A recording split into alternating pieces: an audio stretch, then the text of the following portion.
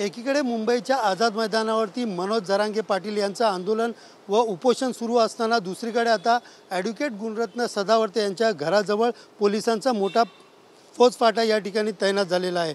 मी सध्या उभा आहे लोअर परळ परिसरात आणि याच ठिकाणी क्रिस्टल टावर या इमारतीमध्ये गुणरत्न सदावर्ते राहतात। गेले काही दिवसापासून जी मनोज जरांगे पाटील आणि गुणरत्न सदावर्ते यांच्या सुरू असलेल्या राजकीय चकमक आणि परवानगीसाठी ज्या वेळेला गुणरत्न सदावर्ते यांनी विरोध केला होता त्यानंतर मराठी बांधव जे आहेत ते आक्रमक झालेले कार्यकर्ते आक्रमक झालेत। अनेक वेळा त्यांच्यावरती टीका करताना पाहायला मिळाली। मात्र याच पार्श्वभूमीवरती आज सकाळी 10 वाजेपासून मनोज जरांगे पाटील यांचं आंदोलन सुरू आहे आणि या आंदोलन दरम्यान अनेक ठिकाणी मोठ्या प्रमाणामध्ये मराठी बांधव जे आहेत ते कार्यकर्ते आहेत त्यामध्ये मोठा रोष या ठिकाणी दिसून येत आहे। तर दुसरीकडे या ठिकाणी कुठलाही अनुचित प्रकार घडू नये यासाठी पोलिसांचा बंदोबस्त जो आहे तो त्या गुणरत्न सदावर्ते यांच्या घराजवळ या ठिकाणी वाढवण्यात आलेले आहेत। आपण पाहू शकता या ठिकाणी मी सध्या उभा आहे लोअर परळ परिसरात आणि याच ठिकाणी त्यांची जी इमारत आहे क्रिस्टल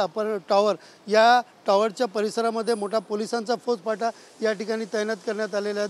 विशेषतः पाहायला गेलं तर सकाळपासून या ठिकाणी पोलीस मोठ्या प्रमाणात उपस्थित होते, मात्र दुपारनंतर हा पोलिसांचा ताफा जो आहे तो वाढवण्यात आलेला आहे। परिसरामध्ये येणाऱ्या सगळ्यांची चौकशी देखील या ठिकाणी केली जाते। एकंदरीत कुठला अनुचित प्रकार घडू नये यासाठी पोलिसांनी या ठिकाणी मोठ्या प्रमाणात फौजफाटा जो आहे गुणरत्न सदावर्ते यांच्या घराजवळचा हा वाढवलेला पाहायला मिळत आहे। कॅमेरा पर्सन योगेश सह सुनील जाधव, TV9 मराठी, मुंबई।